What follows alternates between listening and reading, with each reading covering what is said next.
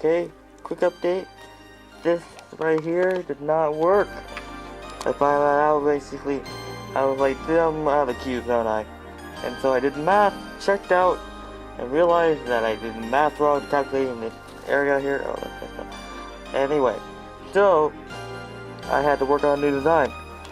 And I can't figure out because there's a slight flip that like you can't see right here where I'm trying to figure out like a template. I know it's Microsoft Paint, I'm not sure how the picture's coming out. Let's see how the picture's coming out. There you go. So you gotta see it's like a template I've been working on. It's not working. So I have a couple designs I need to work on. I know what I need to do now. But in the end, hopefully this works. I'm at the improv because I'm out of time to do a new design. I have no ideas. I dropped a Rubik cube on my foot and that hurt.